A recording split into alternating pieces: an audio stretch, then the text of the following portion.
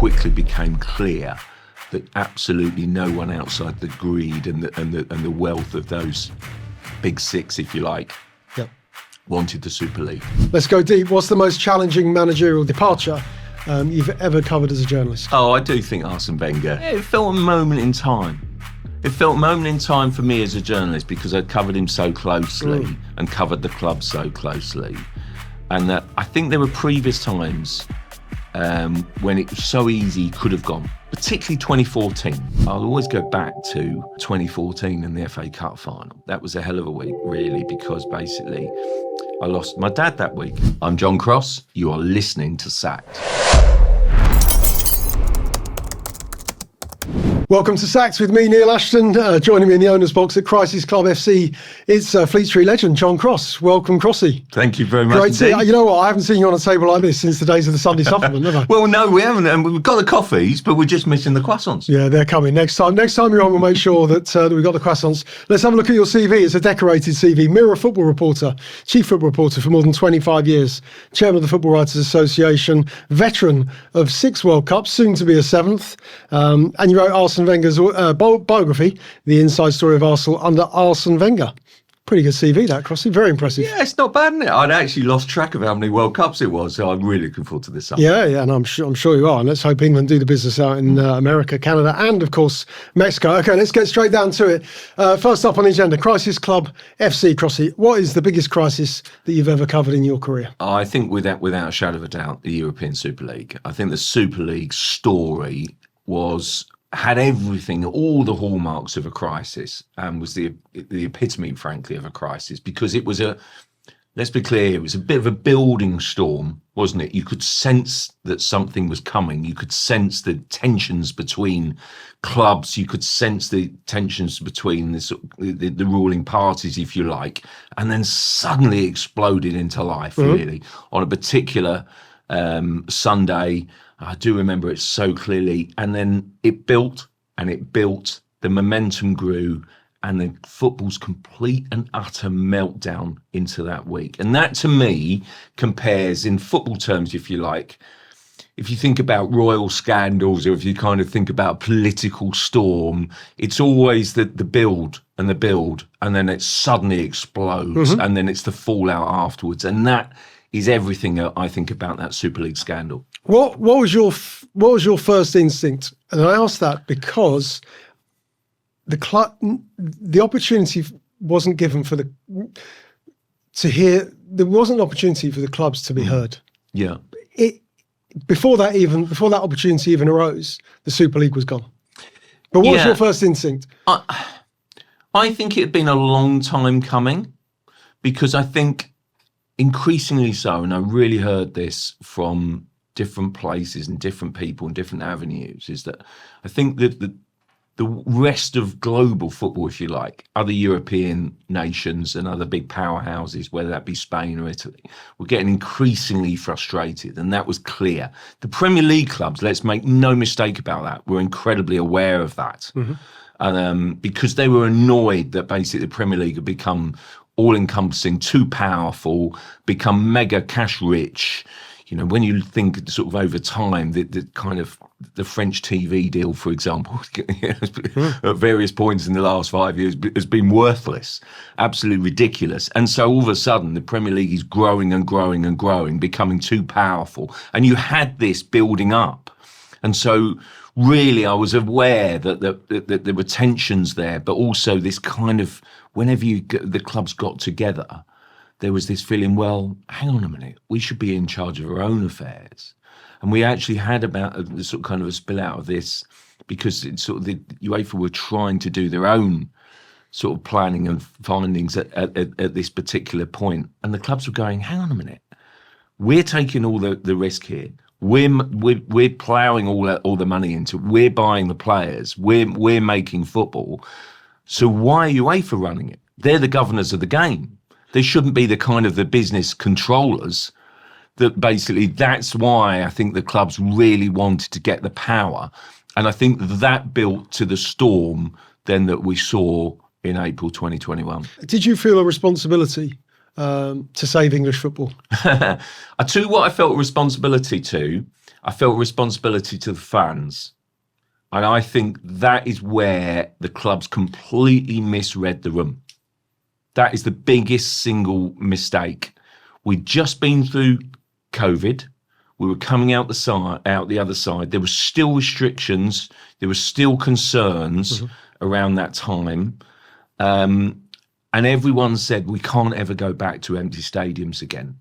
The fans make the noise. The fans are everything. I mean, I do laugh at basically a few colleagues who always say, oh, the fans are everything. It's become almost a bit of a cliche. But I genuinely believe that, because I think that in COVID, you had quiet stadiums. It was lacking intensity. The fans brought something to the party, didn't they? And I think the biggest single factor for me was the clubs completely misreading the room, not paying any attention to what fans might feel about this. And I think that was the biggest storm. And I think English football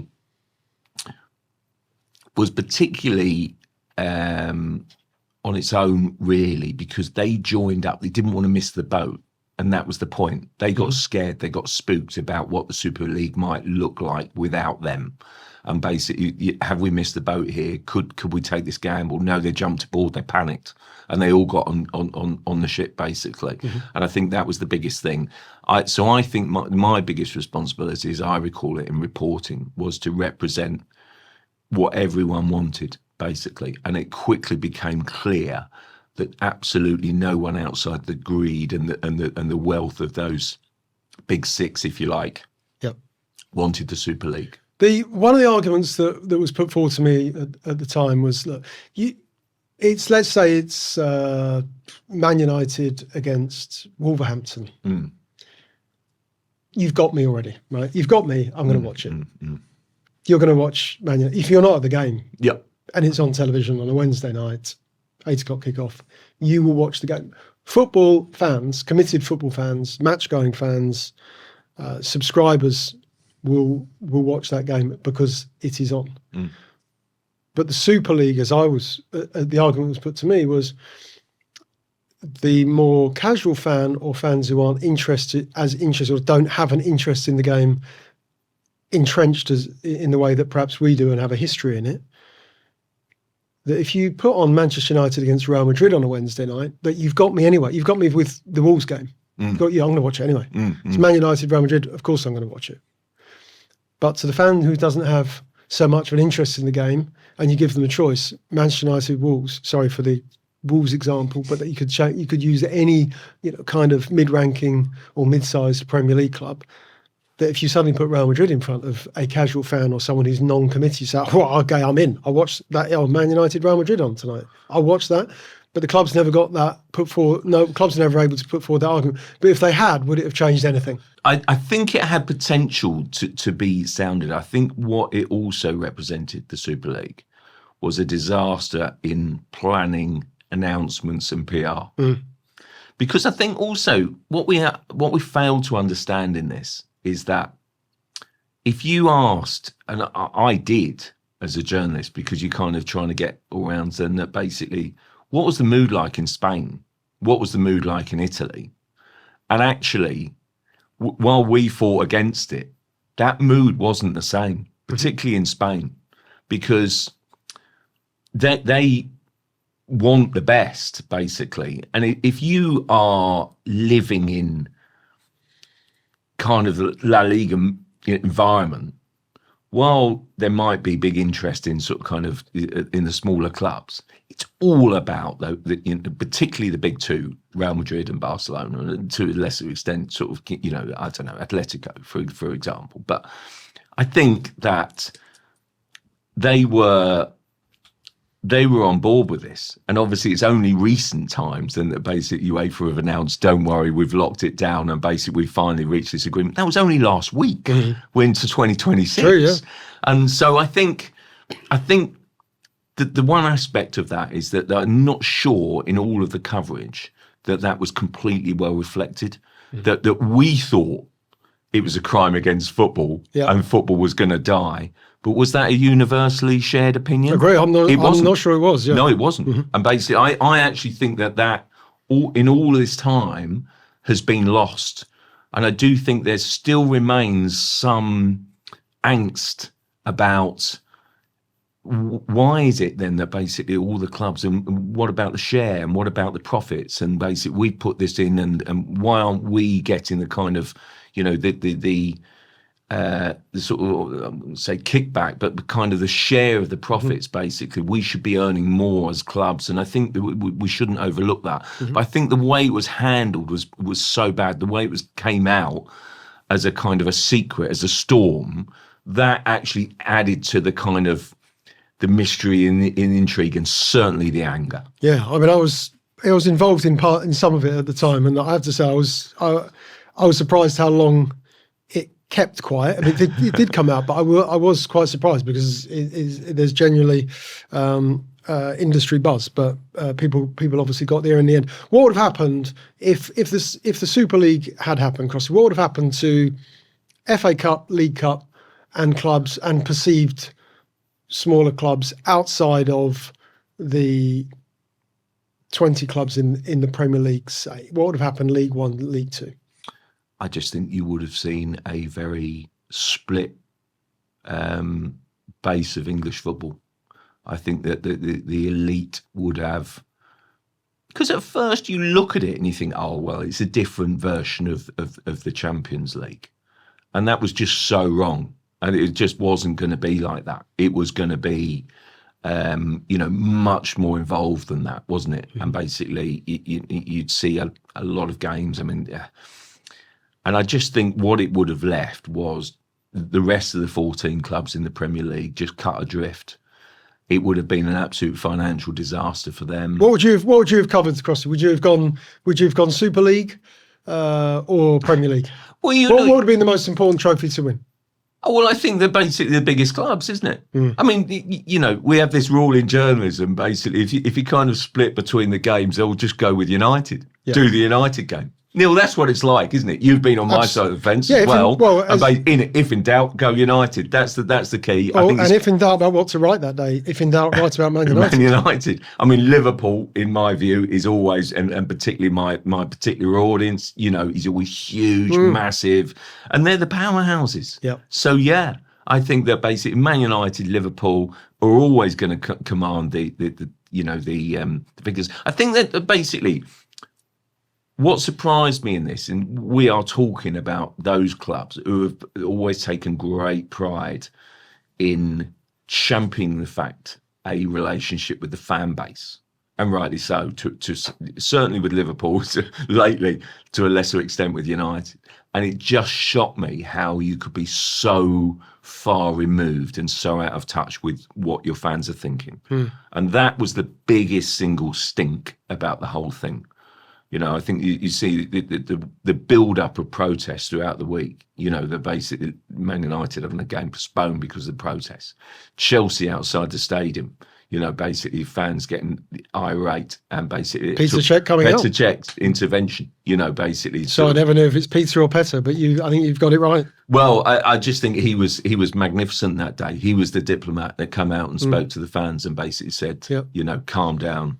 Football's got it wrong. We need to address this. I thought his connection and the fact that he was able to relate to the fans, suddenly you began to feel as if... some big climb downs. Last word on it, Crossy. Are you... so the media reacted, fans reacted very, very quickly. Was it the right thing? Was it, in hindsight, was it the right thing? 100%.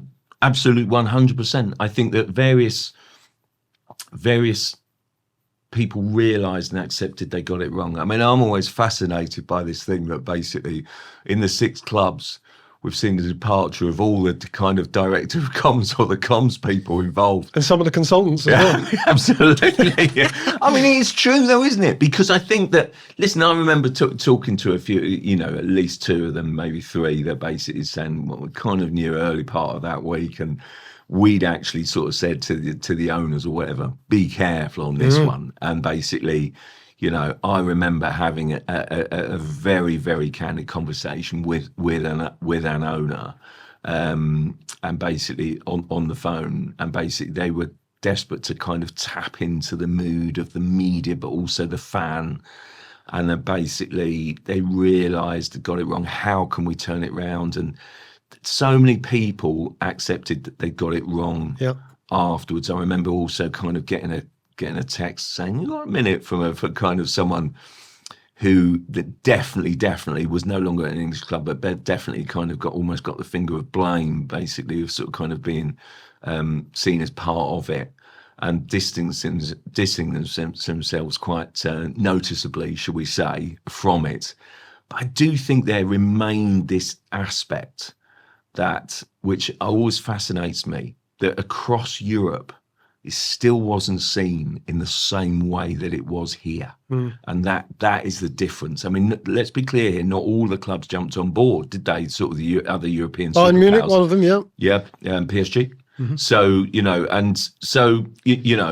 not everyone was in touch, but it was a hell of a storm, that one. Yeah. It was a massive story. And as you say, I think it's the right thing for English football that the Premier League was protected. And also, I think Pyramid, League Cup, FA Cup, and the clubs who are aspirational but perhaps will never get the chance to play Premier League football. Okay. If you're enjoying the show, Sacked, please like, rate, review, share in all your WhatsApp groups, join our growing Patreon membership, head over to Sack the Show, and you'll find us all over the internet. Okay, Crossy, next section, psychology. Let's go deep. What's the most challenging managerial departure you've ever covered as a journalist? Oh, I do think Arsene Wenger. Is that why you bought the book? Yeah, absolutely. Signed the copies. book you wrote? Yeah, rare unsigned copies available too. That was a hell of a story. I think he, in my view, is the greatest manager Arsenal have ever had. I before I became chief football writer, I kind of covered him sort of kind of day in, day out. Arsenal was my sort of kind of daily responsibility. And then basically sort of kind of, took on a wider role really sort of in later times, but always covered him closely. How important was that? How important did you see that? Well, you're covering Arsenal day in, day out. Honestly, he was transformational, wasn't he, for English football? He's the greatest manager Arsenal have ever had, and he was so influential, I think, in the Premier League because he was the first manager to win the Premier League title. I think he was the way that he came in and transformed football, the way that we look at football, the fitness, diet, everything. It made such a difference, and I think that it was incredible. He was incredibly candid and friendly, and it was great fun, particularly when he was winning. I mean, in later years it became, shall we say, a bit more of a challenge, and but he always had something to say. What were your best moments of Arsene in a press conference? Mine is definitely, I mean, we worked together at that time. I didn't cover Arsenal day in, day out, and I wouldn't have dreamed of trying to emulate your achievements and the number of stories you got about that club. But definitely, when I can't remember which title it was, it might have been Invincibles 04, when he was asked in one of the press conferences, did you get a congratulatory note from Sir Alex Ferguson? He said, if it's coming by horse. Yeah. And it just brought the house down. Yeah. It was absolutely fantastic. I thought you were going to say a different one. Go on. Well, no, I thought that you were going to say when he turned his guns on you, basically, when you asked that question. I didn't ask it. That's the thing. It wasn't my story, was it? No, it wasn't your story. It was an amazing mix-up, basically, yes, it wasn't it? Yeah. He got confused. I think he was frustrated with. He was just frustrated with the media. It wasn't even my story. It was actually a story in the Sun about his future. Yeah. It wasn't my story. No, not guilty, Your Honour. No. I thought he was brilliant. I mean, some of the ones that I've seen him have a meltdown. I was there for the kind of the question and answer about this kind of, which then led into the specialist in failure, which I think he was really unfairly represented. I mean, listen, if you're a reporter and you're a sports editor, I mean, he basically said, he was answering a question about Mourinho, saying that basically he was a kind of a specialist, and in kind of, and he wasn't meaning it detrimental. And basically, Mourinho clearly thought he was, that it was a mischievous way of answering it, and basically said, well, he should know he's a specialist in failure. And I thought it was unfair and disrespectful to one of the managerial greats. Made great headlines and copy, of course it did, but I think it didn't stop you writing about it. No, it didn't, and basically that's one of those things. And I'll always remember the Mourinho one, basically, where, Mourinho had a bit of a meltdown, didn't he, after a game, and basically said, why is it, Wenger always talking about Chelsea, and basically he's obsessed with us, and basically he's, it's like he's a voyeur, and basically that then created an absolute storm afterwards. And I mean, we were talking about this before, weren't we? Basically, as a journalist basically said, Arsene, as he was kind of leaving the room, Arsene, have you got a telescope? And basically he was absolutely brushed it with furious. I've never seen him so angry. And then basically the reporter then went on to say, no, really, Arsene, have you got a telescope? I mean, it was remember it well. Unbelievable. I'm glad to say it wasn't me. And it certainly wasn't me. And it wasn't you either. But there's some memorable times. When you obviously put untold amounts of hidden, unseen work into writing that book, and it's clear that you've got so much respect for him and his achievements at Arsenal are extraordinary. 3 Premier League titles, Invincibles, 7 FA Cups, an amazing record. But when you wrote that book and spoke to the people that you did speak to, and many of whom are referenced, quoted extensively in the book, did your measure of the man, did your respect grow for Arsene Wenger the more you learned? Absolutely it did. Absolutely it did. I think that people really speak about him so glowingly. There's a few sort of kind of gems in there that really surprised me, like, he's basically open up one chapter about what a good dancer he is, would you believe? And basically he loves his music, he likes his politics. What music? Well, of a certain era, certainly kind of 50s, 60s French music, basically, the tunes that we're not particularly au fait with, really, Neil. But I do think funnily enough, I think he used to, I remember someone telling me that basically about a sort of anecdote about going to see the Rolling Stones, and even knew about kind of some crazy little story about the Rolling Stones. He's across it. He would hear the dressing room music and take an interest, and basically, sort of kind of do this. There was a couple of people who I didn't name and quote who were absolutely, absolute mine of information, silly things like bus anecdotes about kind of having this pudding eating competition, stuff like that, and just silly stuff. And also the detail about just how close the club was pushed to the edge in building the Emirates. When basically that was around, obviously, the time of the Invincibles. Now, there was a time in that era when, I promise you, they were struggling to pay the wages. First season at the Emirates would have been straight after Champions League final against Barcelona. Yes, it was. Yes. And during that time, in that build-up, they were bursting at the seams financially. They were really struggling, basically. It was the kind of the how are we going to balance the books? He talks about it later, doesn't he? Basically saying, I'm under pressure basically every year. Look at the players he ended up selling, mainly to Man City or Barcelona. Well, absolutely. And basically, I think in later years, I think he became as much of an accountant as a football manager. But I think the strain financially that move and that stadium put on that club, because it also coincided with, the best laid plans can be undone by a kind of a financial crash and a sort of a property crash, which accompanied that kind of move. And we shouldn't underestimate just how close the club came to basically think, blimey, we've got these players, and we're really struggling at the moment. And I think it's a fair point, Crossy, because I actually think that until you brought that up, I'd have said front loaded Arsene's career and said, 3 Premier League titles, extraordinary. FA Cups, a huge success. Champions League final, great players.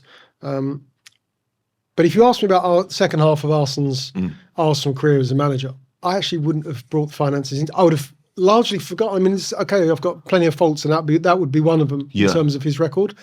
But it's a great point that you make. This is a guy who's under massive pressure to sell year in, year out, and did. I mean, look at Robin van Persie. Yeah, within there, I think, I tell this story about, them tracking Ronaldo, desperate to sign Cristiano Ronaldo. Did they have him at the training ground like Ibrahimovic? No, they had Ibrahimovic. Yeah, they did. And look, they sought Ronaldo for so long and basically really went for him. And basically, Wenger took it to the board and basically said, we really need to sign this kid. Mm-hmm. And the decision was taken.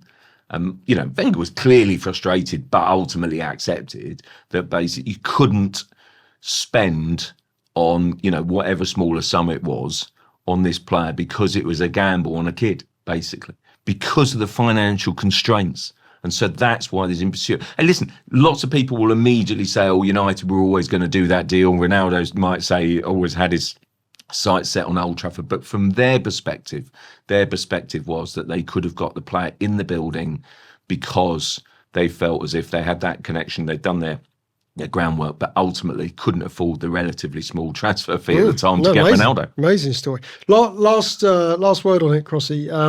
Where were you and how did you feel when the news was confirmed? Because I know you'd heard earlier in the week that there were rumblings. Yeah. Is this my Ian Wright from Crystal Palace to Arsenal moment in 1991? Is that was the sick to the pit of my stomach feeling that this is the end of an era. The greatest player in Palace history is leaving for Arsenal. Did you have that same? Did you have that feeling, or what did you feel? Yeah, it felt a moment in time. It felt a moment in time for me as a journalist because I covered him so closely and covered the club so closely. And that I think there were previous times when it was so easy he could have gone, particularly 2014. I think if they'd lost that cup final, he could have gone. I think there was still some doubt. Was that Hull? 14? Yeah. Basically, if Hull make it 3-0 and Kieran Gibbs clears off the line, absolutely clears off the line, then honestly, that was crucial. So he could have gone. So when it finally happened, I mean, please don't get me wrong. I felt during that season, this will be his last season. I was absolutely, utterly convinced. But still, that doesn't take away from the kind of the confirmation and the story.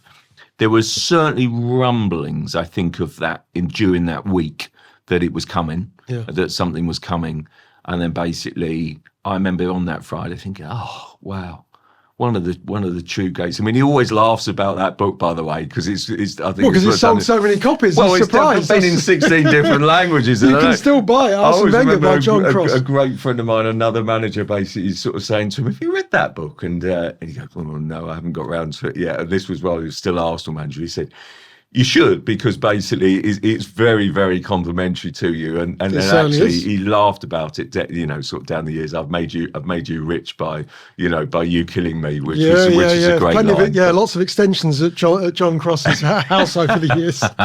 Okay, great manager, 3 Premier League titles, 7 FA Cups, Invincibles, won and built one of the greatest teams in modern Premier League history. Let's get to press conference. Oliver Bramwell. He asked Crossy, what's the most endearing thing that's happened to yourself as a football reporter? And the same question for Neil.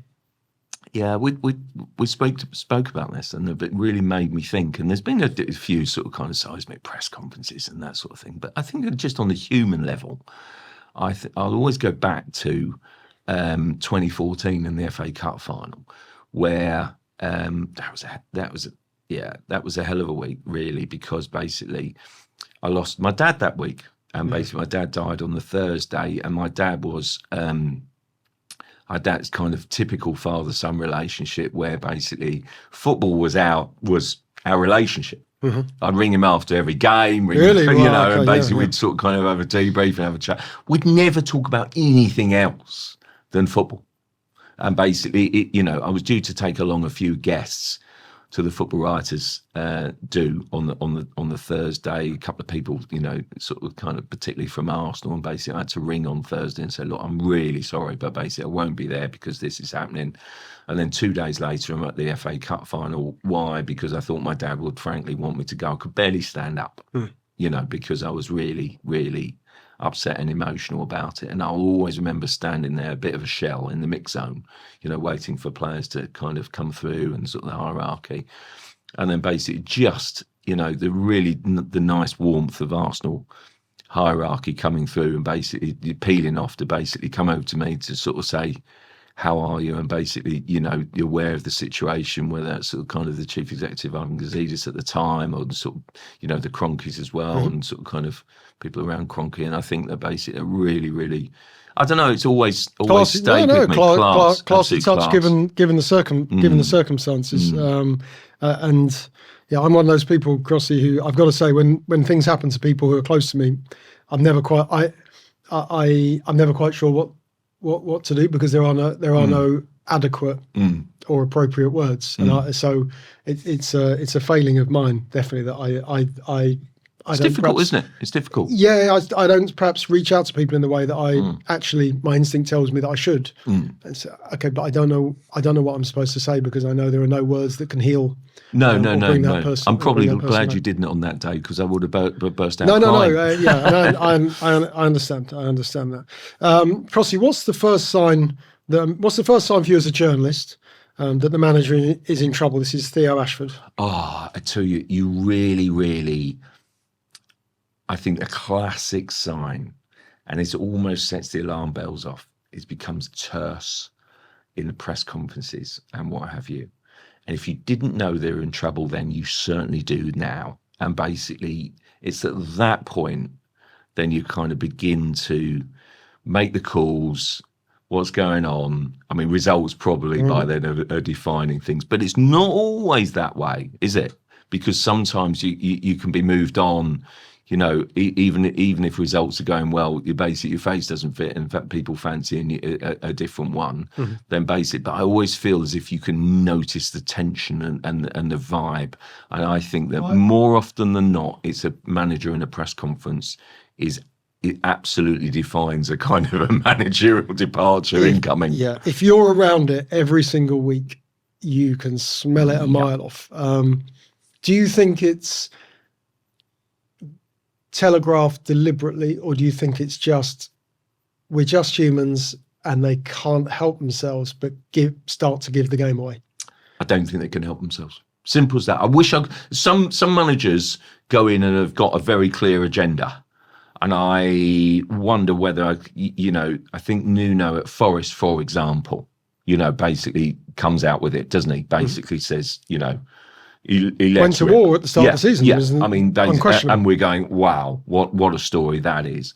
But one that I do remember is, for example, Frank Lampard at Chelsea, when just before his sort of kind of departure, so we're talking again sort of kind of, what's that, 2021, aren't we? Basically before Tuchel arrives, really.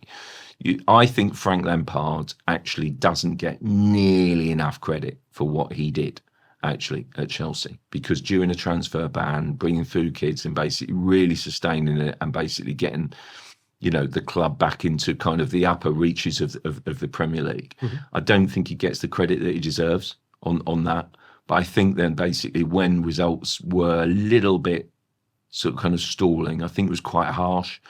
I remember him turning on someone, basically. He'd obviously read a couple of pieces and basically, accused them of kind of recency, sort of bias. I think he sort of kind of the phrase was.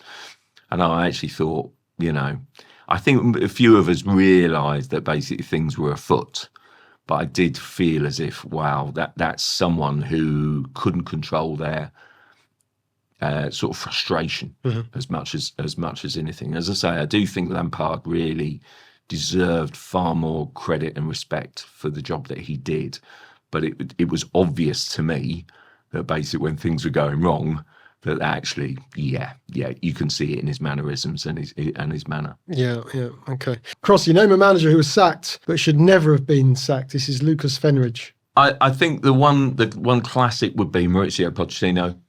I think that bearing in mind at Tottenham, bearing in mind this is the guy that took them to a whisker of the Premier League title And I know people will immediately laugh and say, "Oh, they ended up finishing third and 2-horse race and all that." But come on, that's the kind of the fallout sometimes if the title race doesn't go your way. It didn't sort of kind of, they're unlucky that year, weren't they? And but he then went on to reach the Champions League final, 2019, and I thought, wow, he doesn't even survive the year, basically. And it felt as if Spurs dispensed with his services at almost the first sign of trouble, the first turn of results. And I think that was so harsh and so brutal and unfair. I think it was centred around... How do you get it back? Because at the time, so at the time, I think they'd not won all year away from home. I think they sacked maybe in the November, around that time. They'd not won away in the Premier League all year. I don't know the exact stat, but they weren't on a good run. They'd been thumped.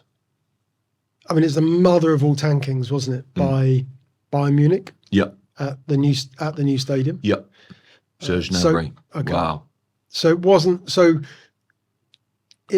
a good period, but managers get through them. But how would Pochettino have got through that? Because it was a stinking run. But it happens to managers. But how do you get through it? So I remember doing a Spurs press conference, I think in about the February, March, where basically they were on the brink of they had this they'd reached a sort of a junction where they either win the next couple of games, which were winnable, and push on and challenge for the title, or kind of get stuck in the rut. Unfortunately, league-wise, they get stuck in the rut. But basically still goes on to reach, against all of the odds, the Champions League final. Tottenham, the Champions League final. Ajax away. I mean, it was I was there, and it was one of the most astonishing nights of European football that I've ever seen. Yeah. Amazing. And they've sacked the guy 6 months later. You've got to be kidding me. You've got to be kidding me. I'll tell you where the mistake is. The mistake is basically, and there's a few people at fault here, is in the summer. They have to rebuild and replenish that squad. It's an aging squad. And basically what they need to do is move some players on, but bring proper talent in. And they got some of the targets wrong. They got some of the planning wrong.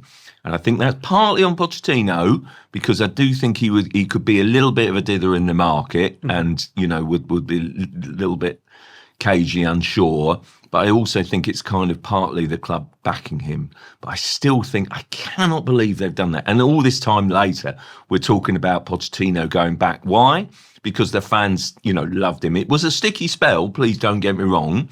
But the only reason we're talking about him going back is because he did so well in the first instance. They were way too quick to dispense with his services. Absolutely. It's madness when you think about it in retrospect. I don't think he should go back, by the way. Why not? Never go back, because what he did first time around was miraculous. Absolutely fantastic. Can he ever meet those high standards again? I'm not sure. Not in the short term, given where they are in the Premier League over the last couple of seasons. But I think, don't get me wrong, I still think he's a great manager, but he'll always be judged against those previous standards. And I think it's hard to get them back. Okay, last question. Samuel Thornley, name a Premier League player, past or present, who does not get the appreciation that he should. I do think the classic example, but I'm going to ask for indulgence here on the second one, is Ashley Cole. Because I think Ashley Cole, if he were a left winger, a mercurial, magical left winger, then he'd get more. But I think if he was a left, but I think because he's a left back, and basically also kind of was not to put too fine a point on it, was sort of kind of on the front pages as well as the bags, and sort of maybe upset a kind of a pop star, sort of involved in a few scandals. Then basically he probably got frustrated and maybe wasn't everyone's kind of cup of tea. But I remember covering England during his time, right throughout. He was always, always, always England's best, and arguably at points only world-class player. He would get into every single team in the world as a left back. His ding-dongs and battles with Ronaldo in particular, particularly, sort of over a couple of tournaments, were just legendary. And Ashley Cole won them both. Yeah, 2006 quarterfinal, Gelsenkirchen. He was okay. England lost eventually in penalties, but Hargreaves and Ashley Cole that they were at the peak of their powers. But also, I remember the battles, some fierce battles between Ashley and Cristiano Ronaldo for their respective club sides. And I remember at Old Trafford when he used to show his pocket sometimes. Yeah. Because he locked up. He's one of the few players in history who I think have come out with the upper hand. Yeah, absolutely fabulous player, absolutely fabulous, and I do respect him for that. Can I give a quick nod to Didier Drogba? Go for it. Underappreciated? Well, this is the thing, you see, because you could say that Didier Drogba was, but I think that the if you're going to go down the Ashley Cole route, you can immediately basically say, well, he won a lot and basically got the appreciation. I think Chelsea fans appreciate Didier Drogba and see how amazing he is. And I also think that on a bigger stage, on sort of kind of the world stage, because he's such a figurehead for his country. But I also think that he should, when we'll often talk about the Premier League era and the great strikers of it. And you immediately go, Thierry Henry, Ruud van Nistelrooy. Well, I think Drogba is in the same conversation. Because he was absolutely everything. And basically, I also like the way that he found Chelsea difficult in that first year. But then to become an absolute great. And then the best story of all was to score, the winning penalty in the shootout in the Champions League final. Come on. Yeah. I mean, that is, for me, look, I think the only argument you can have is people saying, oh, well, he gets enough appreciation already or his legendary status. For me, it's still not enough because he's that good. Yeah. No, he did overcome. That first year was tough because I remember he had a reputation for diving, didn't he? Yeah, he did, rightly or wrongly, but he did. And I remember Mourinho saying, we are going to have a word with him. So to overcome that in English football with the pressure of definitely media pressure and scrutiny and intensity around it. And I also respect the fact that he came out and spoke about that. Did he? He admitted kind of getting it wrong and mistakes and what have you. And I really respect that. Okay. Any other business? What's the one story from your career that you didn't write that still keeps you awake at night? Well, I tell you what, I was going to say one thing, but the one story that I'm particularly proud of, but I nearly didn't write, and I went through a day of not writing it, was Fabio Capello and basically his departure from England in 2012. I remember seeing, shall we say, a contact at a game on Saturday, and basically him saying he's going to quit. He's going to quit. No, I'm joking. And then basically, I kind of spoke to a colleague on the Sunday, and they go, no, he's definitely not going to quit. Basically, the money's too big, and he won't quit. So what should I do? By the Monday, I'm thinking, no, I'm going to write this story. But I left it a day. And then basically I did write that story, but it was the story that I nearly didn't write, shall we say.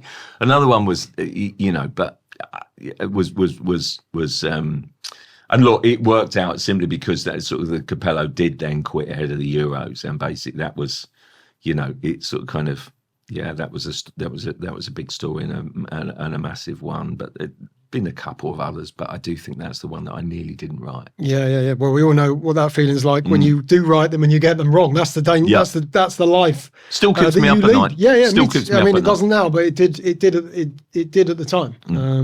And I know exactly what that feeling's like. Great. Thanks very much for joining us this morning, Crossy. It's great to see you as ever.